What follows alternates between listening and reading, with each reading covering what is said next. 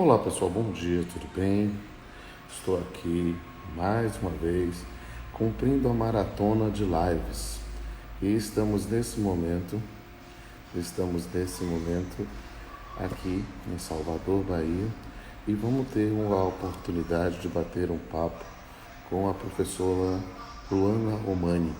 Eu tenho aceito todos os convites para fazer lives, eu só fazendo sempre a programação, né? Porque a gente tem que fazer um agendamento, porque tá complicado e é muita coisa, muita dúvida nesse momento, mas ela foi assim uma das primeiras que marcou, de vamos fazer uma live, vamos aí, tá procurando a data. Ela resolveu fazer hoje, no sábado de Aleluia, né? Então, para mim é um prazer desejar a cada um de vocês feliz Páscoa e a gente vai bater esse papo hoje com aspectos também trabalhistas do coronavírus, né? Então, estou só esperando ela entrar aqui no ar. Ela já disse que já está. Olha ela aqui, já vi ela aqui. Esse eu trago. Vai transmitir ao vivo. Olá, Bom professora, tudo bem? dia! Bom dia, professora. Tudo na paz? Tudo, Estamos todos sábado de aqui. aleluia aqui, hein? Estamos aqui, ó, meu irmão Pablo Souza entrou ao vivo também, está aqui, ó. Já mostrei o livro aqui para ele, que estava querendo, cadê meu livro? Aí estamos aqui. Bom dia, professora, estamos aqui, Bom dia. mais uma live, mais dessa maratona eu tenho feito com frequência, uma forma de servir a nossa comunidade jurídica e a sociedade como um todo, pensando no cidadão, na cidadã, que está com um monte de dúvida, ainda mais É. nesse universo tão louco que a gente está vivendo com uma modificação da disciplina normativa das relações de trabalho, MP aqui, MP para lá. A gente está, eu estou brincando sempre, usando um meme lá que o Renato Saraiva divulgou, né? Lá, o militante na área trabalhista está assim, feito um gatinho olhando toda hora para o governo, porque a gente precisa saber realmente o que é que a gente vai fazer. E que prazer, que satisfação ter aqui a senhora, né? E a gente bater um papinho hoje, especificamente sobre essa disciplina. Estou dizendo para o pessoal, sempre no começo, sempre bato um papinho antes para o Uhum. pessoal ir entrando aos Sim, sim. poucos, né? Já temos aí cerca de 80 pessoas já ao vivo, num sábado de manhã, sábado de aleluia. Estamos em plena Páscoa, né? Uma feliz Páscoa para a senhora, mas também dizendo Obrigada. para todo mundo aqui, olha, gente, siga aí a professora Luan, está fazendo um trabalho também muito legal de lives, divulgando, conversando, esclarecendo todo mundo, tirando dúvidas, que é muito importante, né? E me siga também aqui no Instagram, né? E nos meus dois canais no YouTube, né? Peço também que a senhora divulgue depois, quando puder lá, os dois Sim. canais, o canal Pamplona e o canal Papeando com Pamplona. Por quê? Porque eu tenho feito a forma só de organização, material exclusivo, eu tenho trazido aqui no canal Pamplona e o material que é compartilhado no canal Papeando. Então, para mim, Uhum. vai ser sempre trazer aqui. E aí o pessoal já está participando, já está entrando, já É. estamos chegando a 100 pessoas ao vivo. E aí eu vou dizer finalmente aí, bom dia para a senhora, né? Que Bom bom tê-la dia. aqui. Já lhe dou a palavra. Obrigada. Primeiramente, eu quero agradecer aí essa oportunidade e parabenizá-lo por essa maratona de lives, porque realmente o povo em casa está perdido, assustado, e a TV a gente sabe que a informação nós não escolhemos, ela já vem de uma forma que a gente não tem essa escolha. E aqui no Instagram é uma oportunidade da gente ouvir aqueles que a gente acredita. Então, parabéns por isso. Eu acho que esse é o nosso papel como operadores do direito nesse momento. E vou me apresentar aqui rapidamente. Então, eu sou professora de Direito e Processo do Trabalho. Já desde 2010 eu dou aula de segunda fase de OAB aqui na minha região, né? Então, eu já tenho aí uns alunos que estão apavorados, coitados, porque são jovens advogados, não sabem como trabalhar neste momento. E também aí estou na militância trabalhista desde 2006, então sou advogada, também conheço os dois lados, patronal e empregado, porque aqui na nossa região a gente consegue advogar para ambas as partes, não é um local onde você fica restrito a uma atuação só.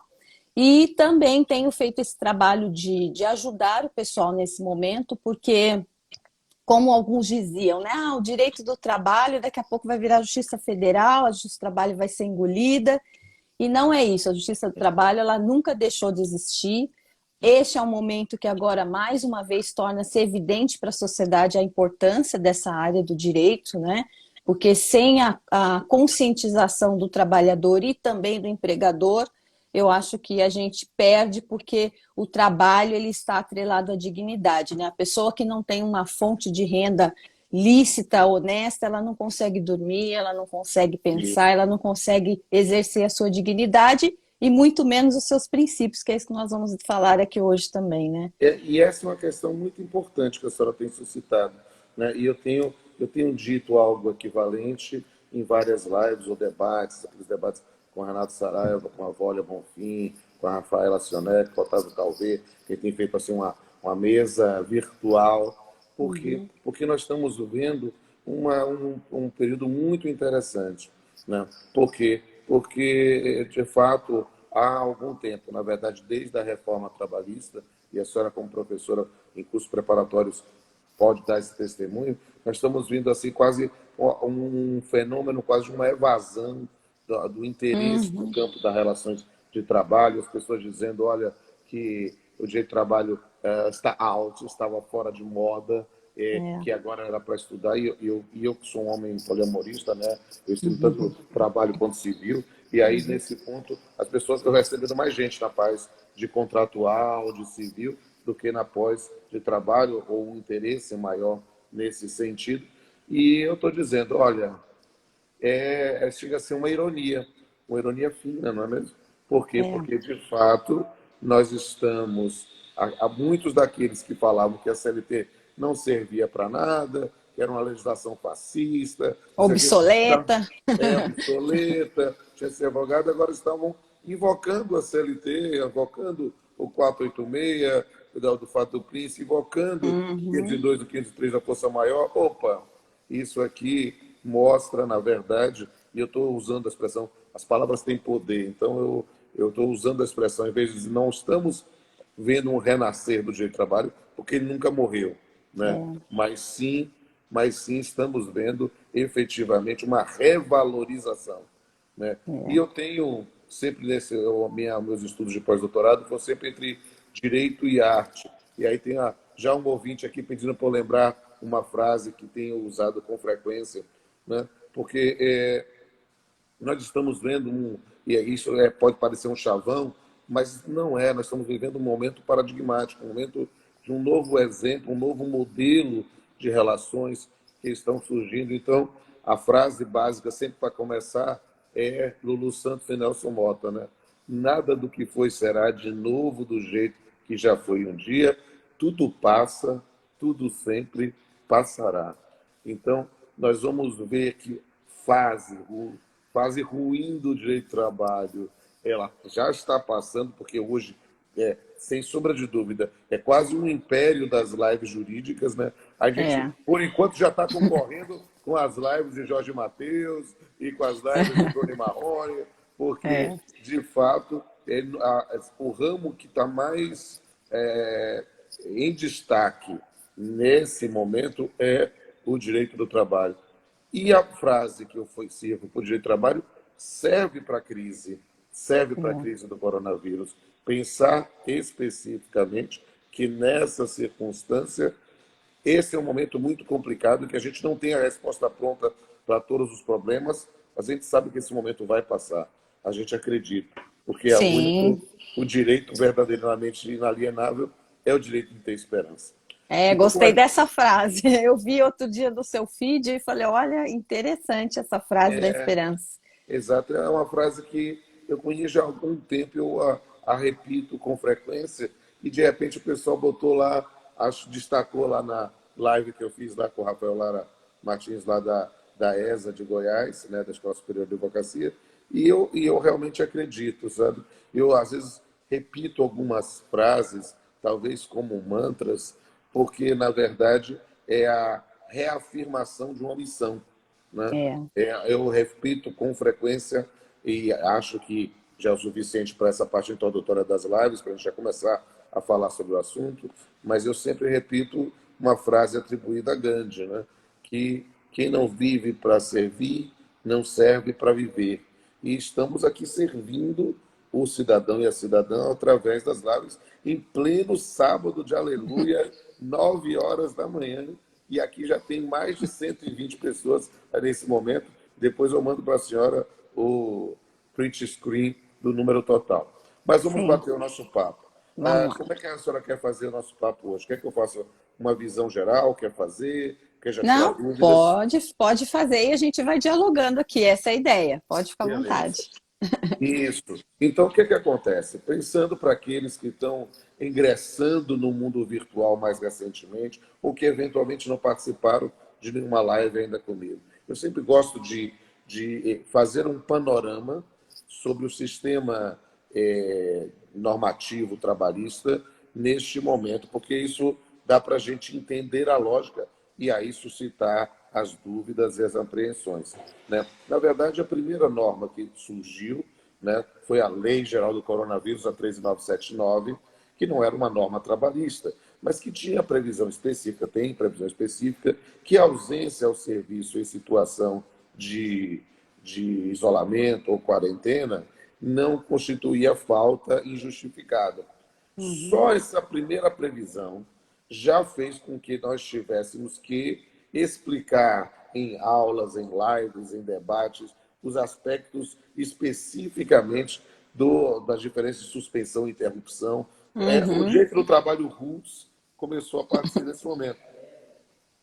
Só que com o recrudescimento da crise, né, com o decreto de calamidade pública, e aí nós passamos a ver a situação de decretos municipais, em alguns lugares estaduais, com fechamento do comércio ou de determinados locais em que há aglomeração.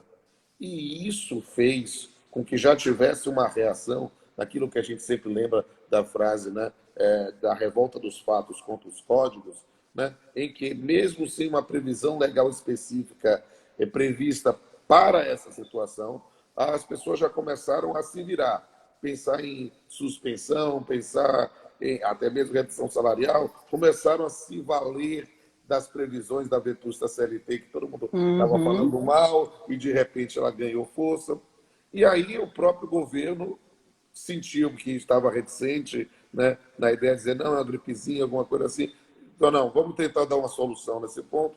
E é dita a MP 927. 927. E a MP 927, claro, a gente vai discutir com absoluta liberdade e lembre-se sempre que não é possível, né, é, eu acho que nada nos é pertencente senão nosso pensamento. Então, ontem eu fiz uma live sensacional com o Dr. Rodrigo Trindade, eu indico aí para a senhora também, lá do Rio Grande do Sul, né? Ele tem um perfil aí também da revisão trabalhista, e aí com perspectivas bem diferentes, às vezes, do que eu via em outros pontos. E isso é muito bom, porque a Sim, gente acho que a função do jurista é exortar a dialética e fazer sim. com que a gente possa realmente buscar novos horizontes e talvez soluções. E aí o que é que eu estava vendo? A MP 927, na verdade, se eu tiver que fazer uma síntese do espírito da lei, do espírito da norma, a MP 927 ela trata de medidas para a manutenção do posto de trabalho sem uma alteração pecuniária de direitos do trabalhador. Ou seja, a lógica é também apenas de diferir pagamentos, mas Sim. pensar em mudar do trabalho local para o home office por determinação unilateral, né? Pensar na ideia de antecipação de férias individuais e Sério. coletivas, compensação de Feriados. feriados, banco de horas, ou seja, mas perceba, olha o espírito da lei nesse ponto, e aí fazendo novamente. Por isso que eu trouxe o livro de Direito Civil aqui, para talvez inspirar. A lógica da MP 927 é de alterações Operação de contrato. unilaterais. É. Ou seja, por quê? Porque a priori não seria prejuízo imediato ao empregado, apenas diferimento de pagamentos.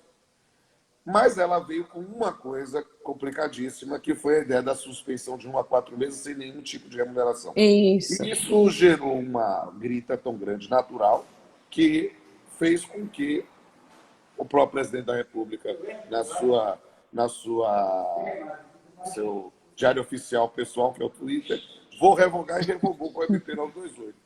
E aí a gente passou a ter a primeira norma, discutimos isso, verificávamos os aspectos, mas já exercitávamos dom de profecia. Vai vir alguma norma aí especificamente para pensar em redução ou suspensão. E veio a MP 936, né, especificamente com a possibilidade de redução e de suspensão pela via individual, com o reconhecimento evidente, olha, isso vai ter prejuízo para o empregado, por isso que a norma é temporária, por isso que deve ser a situação, mas o governo vai dar algum tipo de compensação, que obviamente é ingênuo alguém que cogitou a possibilidade de dizer que não, o cara vai ficar exatamente com o mesmo valor, não vai, talvez recebendo salário mínimo, sim, mas em qualquer situação um pouco superior disso vai estar um dado, e verificando também alguns aspectos em relação à capacidade econômica do empregador, né, pensando nas grandes empresas. Separou uma faixa, né? Isso, Salarial. separou faixas para quê? Para pensar, né, numa repartição do prejuízo, mas com o governo dando um benefício. Ele está chamando ele de BEPER, né, de benefício emergencial de preservação de emprego e renda. E aí o 936 veio, no final de semana tivemos a 944 e 945, que eu digo, as pessoas precisam entender que estão tentando pegar a 936 com a 944, e embora possa haver uma conciliação a posteriori, não são normas complementares. A 936 é complementada à 927. A 944 não é de suspensão. A 944 é para pagamento de folha. E com a previsão expressa que, se não seguir exatamente, não for para a folha, se vier um desvio de finalidade, vai antecipar o vencimento. E olha que o pagamento ali está em taxas muito atrativas, quase para liberar o dinheiro quase de graça. Né? 85% pelo governo, 15% pelas instituições financeiras, mas não é dar dinheiro, é emprestar dinheiro a juros muito baixos, é para devolver.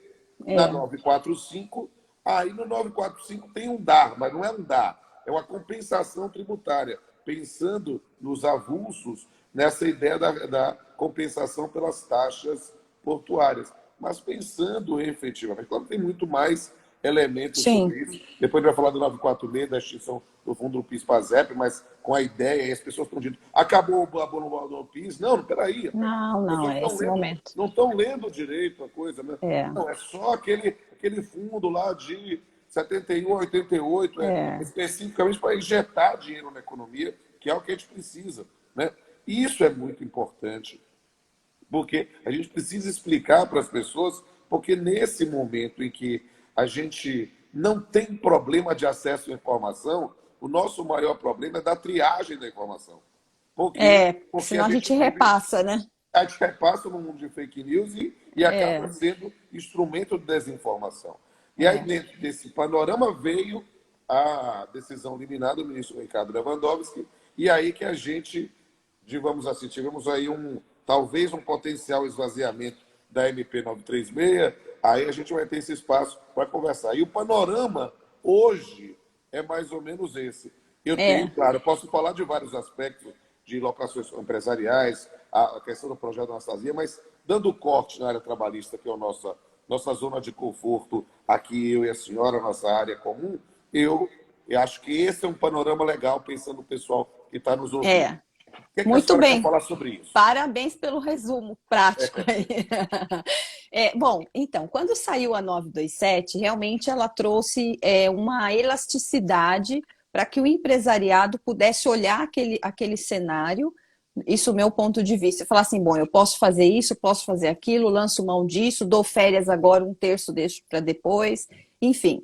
Aí o artigo 18, ele foi infeliz. No mesmo dia, o presidente já lançou lá no Twitter que iria revogar, que sequer tinha lido, e realmente no outro dia foi revogado. Mas eu já penso o seguinte, não sei se isso não foi proposital ou não, porque ele acho que deu aquela sensação, porque depois veio a 936, então parece que deu aquela sensação assim, Vamos ver o que vai dar, o que que a sociedade vai dizer aqui, e depois a gente já tem uma forma de trabalhar nesse sentido. Quando veio a 936, e que eu olhei aquelas faixas, eu pensei assim, bom, aqui está falando do sindicato, para alguma categoria, algum miolo aqui, que eu penso que é a grande maioria, tá? Porque o pequeno, o MEI, o pequeno empresário, aquele que trabalha sozinho, realmente o funcionário dele não ganha ali mais do que 3.135. Então, esse deu essa liberdade do acordo individual, que eu acho que foi bem-vindo. Agora, essa grande maioria que fica nesse miolo, realmente, eu acredito até que eles já saberiam que isso ia dar um maior problema, e por isso que pediram o aval do sindicato, que, no meu ponto de vista, é realmente o que a Constituição manda, né? Então, eles já, como lá na frente, na 927, eles não se preocuparam com esse aval constitucional, com a participação do sindicato da categoria, na 936, para evitar problemas, eles separaram ali a grande maioria dos trabalhadores. E o hiperempregado, né, como a reforma trabalhista chama, Hipersuficiente. O hipersuficiente, esse já teria também a liberdade de se tratar. Então, assim, quando eu olhei a 936, eu pensei, de fato, eu vejo pela minha clientela, pelos meus clientes ME, EPP, são poucos os que têm jurídico, inclusive, para orientar num momento desse. A grande maioria fica na mão da contabilidade, que quando tem, né? Quando tem, porque é difícil ele ter esse caixa para pagar advogado, contador, aluguel, funcionário registrado, enfim, é a grande parcela dos sem registro, quando a gente pega aí a papelaria do bairro, a mercearia, a grande maioria ali, às vezes fica 2, 3, 6 meses com um empregado sem registro. É o dia a dia da Justiça do Trabalho, eu acredito que o senhor pegue bastante isso. Sim, claro. Aí, né? Então, eu penso que isso foi válido. Agora, no meu entendimento, eu estou numa cidade que o sindicato aqui é forte, né? Então, aqui a gente tem a participação, eu tenho aqui a Embraer, eu tenho a General Motors, então a gente já vem de um conceito de que o sindicato não pode ser deixado de lado, né? É um dos leading cases brasileiros, né, sobre despedida coletiva daí, né? Então, assim... Aqui a gente já tem essa ação sindical muito forte.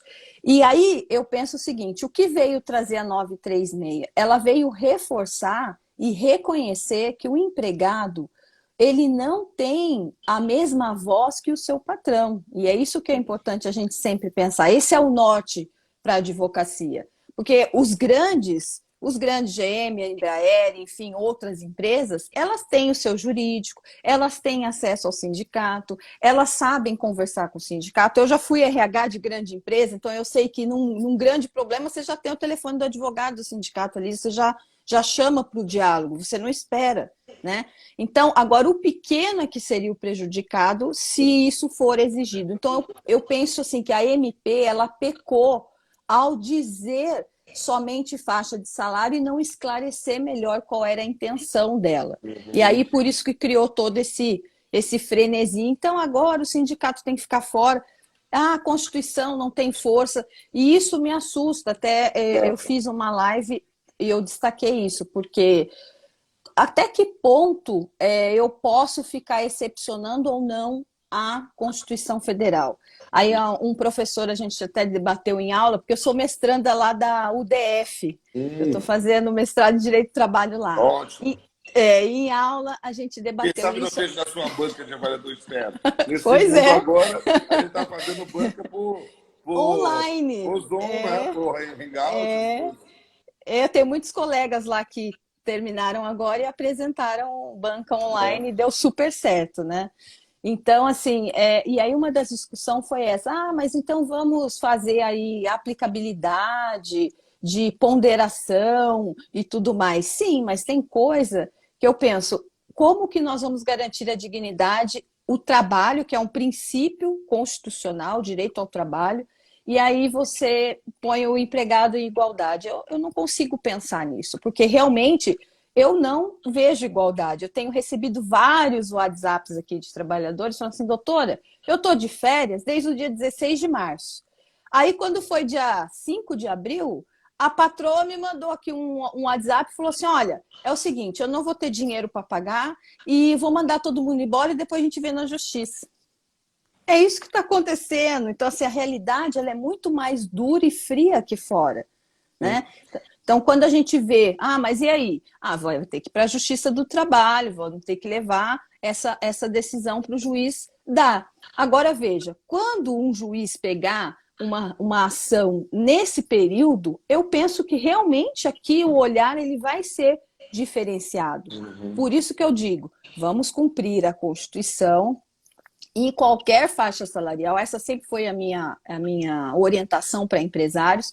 Se o seu empregado ganha 1.500, vamos procurar o sindicato, porque se ele disser não, a gente faz toda a prova que ele disse não, que ele se negou a fazer aquilo para o qual ele existe, né? A finalidade do sindicato é essa. E aí a gente, depois, se o empregado for na justiça, a gente apresenta toda a documentação, porque isso é cautela. Isso é garantir ao acordo, a efetividade. Agora, o que eu tenho visto é o quê? Na grande maioria, as empresas que são bem representadas, que têm condições financeiras, que têm aí um grande jurídico trabalhando, o que elas querem? Que o sindicato fique fora. E isso é o que me preocupa, né? Porque se o sindicato ficar fora, agora aconteceu isso, que é numa situação calamitosa. Imagine numa situação posterior, passado todo esse tsunami, e aí depois como é que vai ficar o sindicato? E um segundo ponto que eu penso também, eu acho que tudo que é ruim vem para tirarmos uma lição boa. Talvez os sindicatos também precisassem ser relembrados da sua missão, né? A sua missão é essa, é defender a parte mais fraca. E não somente viver de contribuição, né? Então, eu recebi também um WhatsApp, olha, nós não vamos negociar a não ser que todos se filiem. Ou nós não vamos negociar sem receber 5 mil reais para negociar. Então, assim, aí você já vê a evidência do que é a preocupação maior do sindicato. É o financeiro e não o trabalhador. Então, esse é um ponto de vista. Como é que a senhora recomenda que deve ser a atuação? E aí, eu tenho absolutamente local de fala de observador, porque como atuo como magistrado, eu só vejo o problema depois. Mas, nessas circunstâncias, como é que a senhora tem agido com o sindicato? Não sei se a senhora tem vivido essa realidade, porque aí o sindicalismo é um sindicalismo efetivamente atuante, mas de sindicatos que têm cobrado para fazer alguma inserção de alguma taxa de solidariedade ou algum tipo de valor para fazer uma ratificação desses acordos individuais. Como é que tem sido feito na prática? Ou como é que, se ainda não está na prática, como é que a senhora recomenda que se faça? Aí nós temos o MPT, né? Então, se você não quer exercer aquilo para o qual a Constituição te deu esse poder, então, ok, pego toda a narrativa, toda a obrigação para fechar acordo e a gente vai procurar o MPT. Porque não dá para você negociar aquilo que você nasceu para fazer aquilo. Né? Eu fico imaginando assim, é como se uma mãe cobrasse para amamentar. A finalidade dela é aquela. E aí, o sindicato também. Então, alguns pequenos, eles até aceitaram. Não, é R$ 1.200. A empresa mesmo falou, não, deixa, a gente assume a despesa, não vamos discutir. Eles aceitaram, vai ser o melhor para a gente manter o emprego, ok. Agora, os que são maiores têm que recorrer ao Ministério Público do Trabalho. Né? Maiores do sindicato ou empresa? Não entendi. A taxa. O taxa. Valor. O valor. Porque é pelo número de empregados, né, que eles determinam o acordo. Mas perceba, a cobrança nessa circunstância, ela não é lícita. Ela não é. Pode dizer, o indivíduo pagou para não ter problema para andar mais rápido. Mas, na verdade, é preciso verificar a circunstância. Mas a senhora acha que nessa circunstância, ou seja, encaminha para o MPT essa informação, mas em função dessa circunstância, como é que fica o acordo naquele momento? A senhora acha que individual. Individual direto, individual. Sem precisar de cientificação de federação com federação? Porque não segue não. 617? Os 3 diretos, só que nesse caso o primeiro já se manifestou e foi o que queria cobrar, né? Então, se eu já tenho mas perceba, se o sindicato se manifestou negativamente ou se manifestou dizendo só aceito se for cobrar, não é um momento de negociar com a federação ou a confederação, ou já vai direto para acordo individual? Quero saber a sua Não, opinião. sim, esses Só para silêncios. esclarecer para o público, porque essa é uma questão que não ficou clara na liminar. Ou seja, Não, nós não não. temos. Então, eu estou aqui colhendo Sim, informações sim. para que as pessoas Para tenham e praticidade. possam atuar. Porque note que eu estou aqui controlando para a senhora, tem aqui uma quantidade enorme de pessoas Tem. perguntando, né, sobre essa questão da cobrança. Parece que já é uma efetiva realidade em vários rincões desse país. Isso é uma questão muito importante, porque ontem eu conversando com o Rodrigo, que é do Rio Grande do Sul, ou seja, que tem uma parte do sindicalismo muito forte, né, pelo menos na região em que ele está atuando, né, e a senhora é Rio Preto, né? São José dos Campos. São José dos Campos, perdão. Em São José dos Campos, né, que também tem um sindicalismo muito forte, né, perceba, mas nós temos nesse país uma quantidade enorme de situações, né, para verificar efetivamente um dado, né, e com múltiplas reações à realidade. Então, só já antecipando uma pergunta, o MPT está atendendo, viu, gente? Aí no Sim. país todo. Você pode trabalhar pelo site mesmo. Eu quero ver se faço, inclusive, uma live com algum colega do MPT para que a gente possa ter uma visão sobre essa atuação específica. Mas siga aí, professora. Pode falar como é que a senhora... Aí falando Então, especificamente sobre esse dado.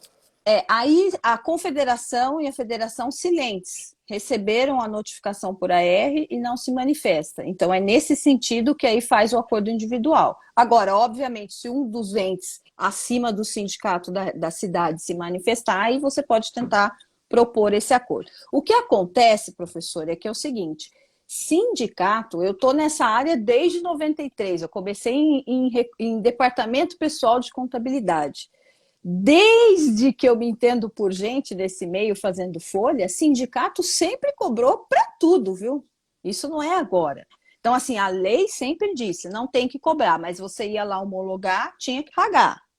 Você ia pedir uma convenção coletiva, quando não tínhamos internet e precisava ter os dados para fazer folha, você tinha que pagar. Então, isso sempre foi uma prática ao qual eles estavam acostumados. E agora, depois dessa retirada da sindical obrigatória e também com as demais contribuições, agora eles realmente cobram. Então, assim, tem muitos aqui na minha região que você vai homologar, é R$ 150 para fazer uma homologação, independente se é ME, se é grande empresa, se não é. Então, assim, aí o que acontece? É aquela coisa, a pessoa paga, vai, é sindicato, o pessoal vai pagando, ninguém quer se opor. Porém, num momento desse de crise, aí aquele que já cobrava, eles vêm e falam, agora é tanto. E isso é indevido.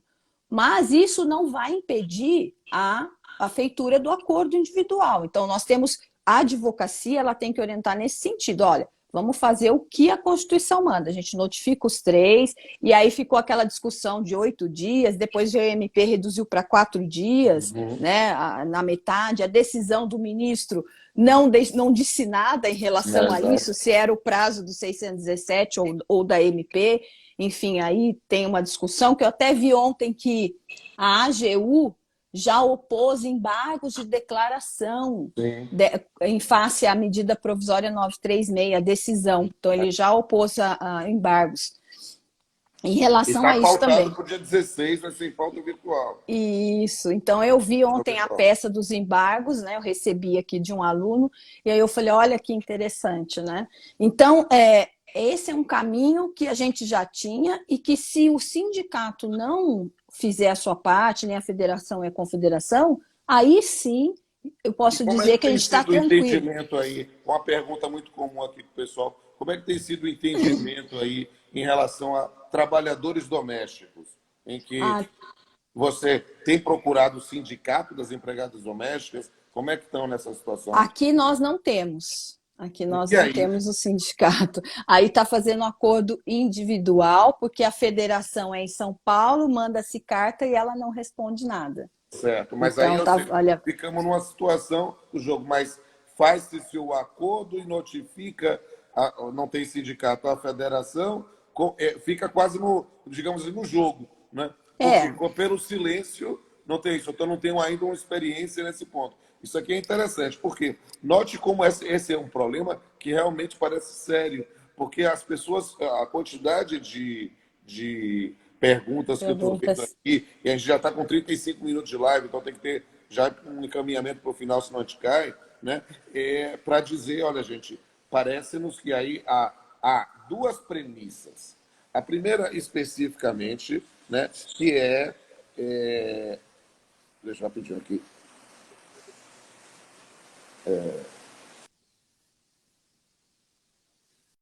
Ok? Nesse ponto, Voltou. é preciso entender uma questão aqui. Letra A Constituição realmente prestigia a autonomia coletiva da vontade. É preciso trabalhar nessa questão. E nesse ponto é pela autonomia coletiva da vontade que nós temos lá. Essa é a premissa.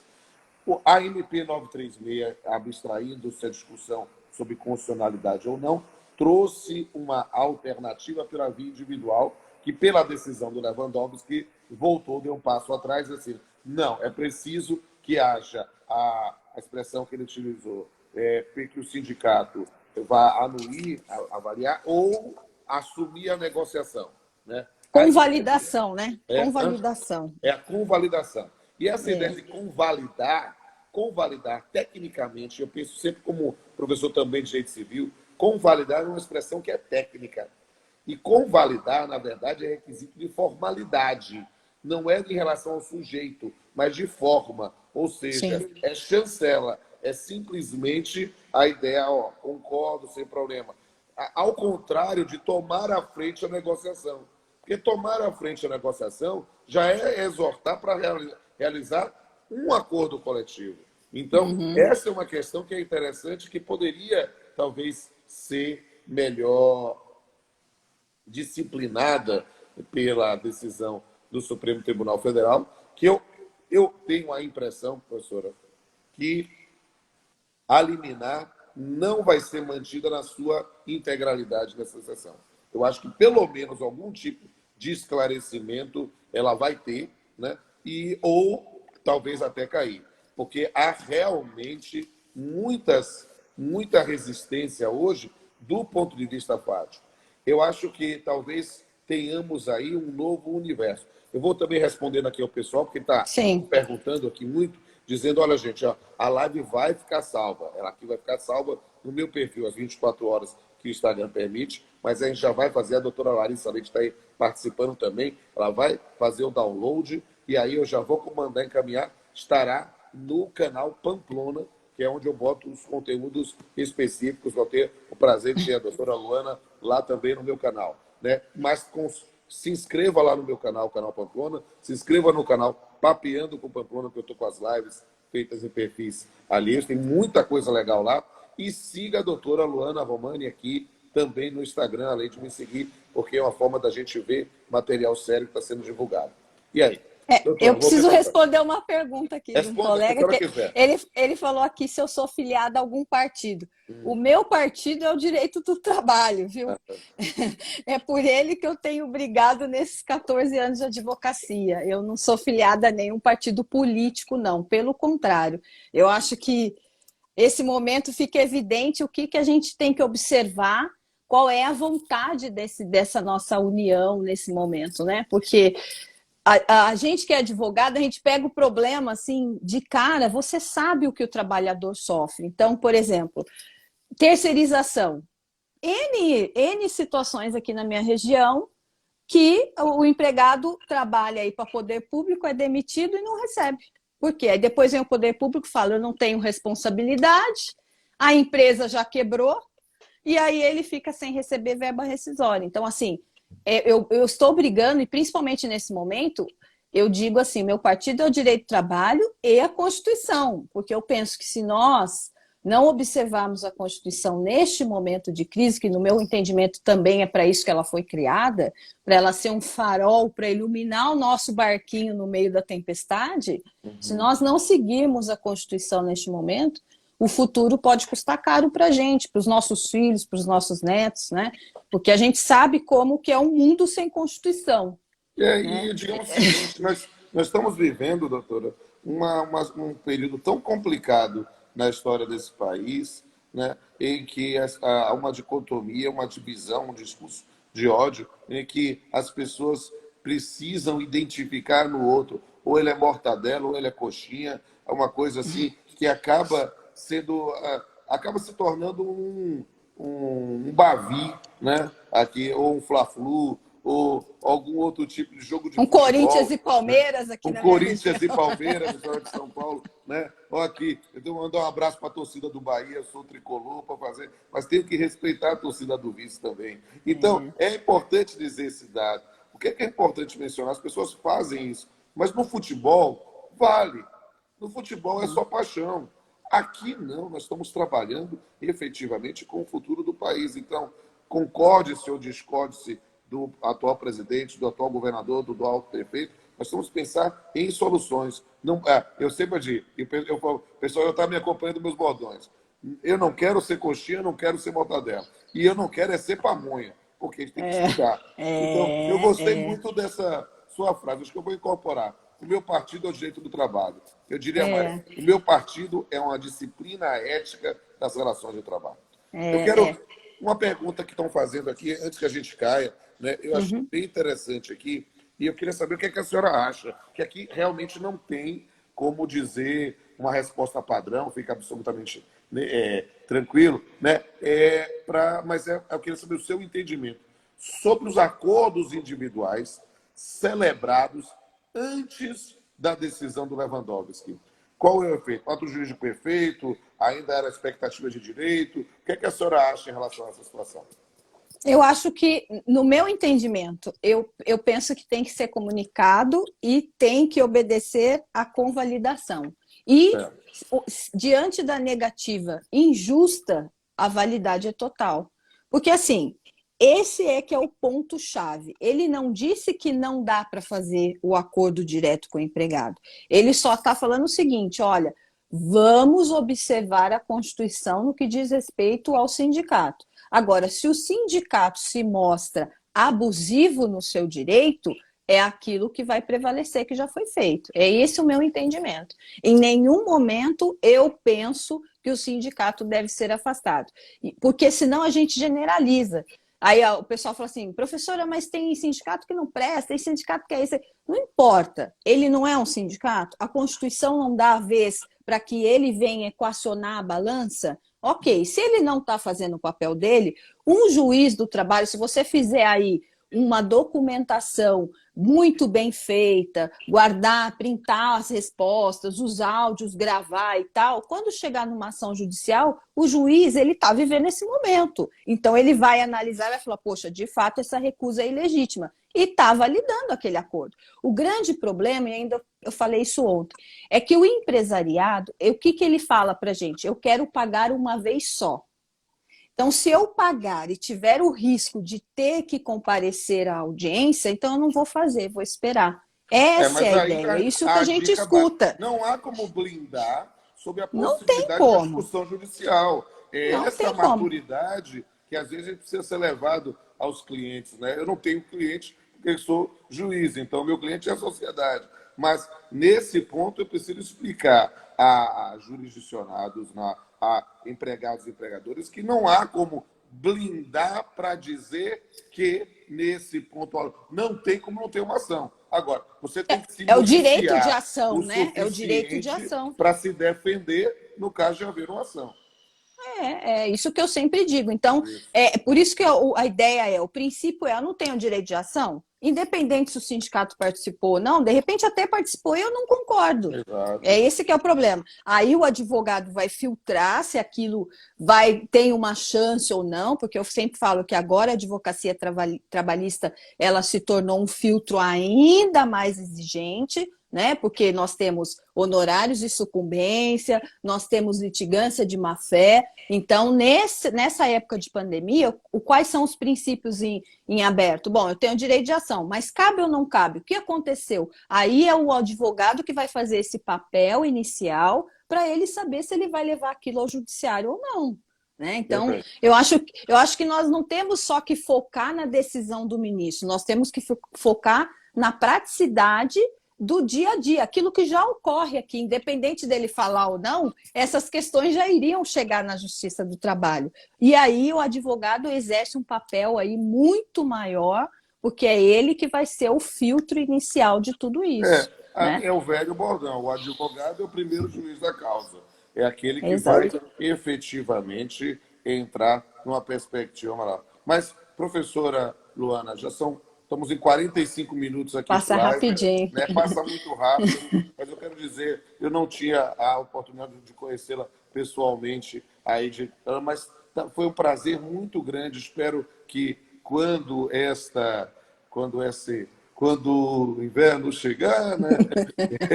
Quando tivermos a oportunidade de sair do isolamento, quero conhecê-la pessoalmente, palestrar aí em sua cidade. Eu não conheço a cidade, eu preciso ir aí algum dia, quem sabe, vou fazer uma palestra ou alguma aula em pós, e aí vai ser uma oportunidade maravilhosa da gente se conhecer pessoalmente e trocar ainda mais impressões.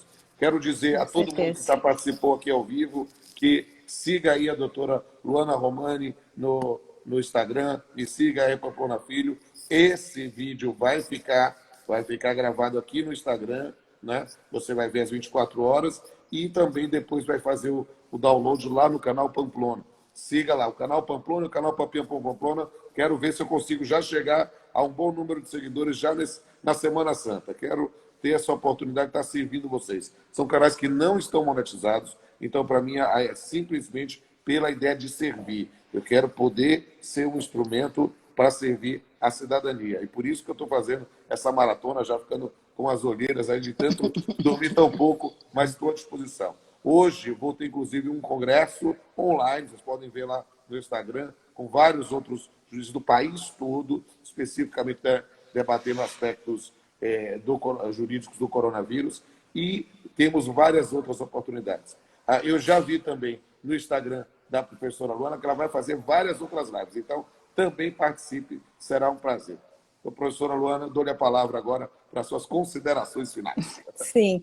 Bom, eu quero dizer aqui para os colegas advogados que é um trabalho difícil mesmo, né? Correr atrás de telefone, de contato, de fazer esse trabalho com o sindicato, mas eu penso que é um caminho, principalmente para aqueles que advogam para a empresa, então seria assim o cumprimento constitucional, então nós não podemos pensar nos obstáculos que teremos, mas sim fazer aquilo que a gente precisa fazer para que a nossa Constituição valha, né? Que ela siga adiante. E também quero dizer o seguinte, que é uma oportunidade muito grande de aprendizado para todos nós. A nossa advocacia mudou daqui para frente, então acho que a gente tem que buscar esse entendimento de entregar para a sociedade um trabalho melhor, atualizado, e também ser a calma daqueles que vêm nos procurar, né? Porque se o advogado está desesperado, aquele que veio lhe procurar entra em desespero maior ainda. Então a gente também tem que passar essa visão de que, olha, pode estar acontecendo o que for, mas a gente vai achar a melhor solução para essa situação. E agradecer a oportunidade de estar aqui, realmente assim, é um prazer imenso. Estou aqui numa região que eu faço parte da Comissão de Direito do Trabalho daqui, com certeza vou lhe fazer um convite, porque é sempre importante a gente receber profissionais que estão aí tão comprometidos com aquilo que fazem no mundo, né? Acho que o comprometimento, ele realmente é uma missão, é um dom, e são poucos aqueles que, infelizmente, enxergam dessa forma. Parabéns e, mais uma vez, obrigado pelo convite e a todos que aqui nos assistiram. Uma ótima Páscoa. Então, estaremos juntos, estarei aí com a senhora, estarei com todos os colegas que estão dizendo que estão chamando eu vir aqui, vem para o Rio, vou para onde for. Estou numa fase Sidney Magal, me chama que eu vou. E para mim vai ser um prazer estar com cada um de vocês. Queridos, um abraço. Muito obrigada. Boa Páscoa, bom sábado já. Obrigada. A gente vai se encontrar ainda em outras lives. Participem querendo do Congresso, está lá divulgado no no meu perfil, né? E vai ter várias outras lives minhas e da doutora Luana. Pode seguir. Um abraço, gente. Boa Obrigada, paz. gente. Tchau, até mais. Tchau.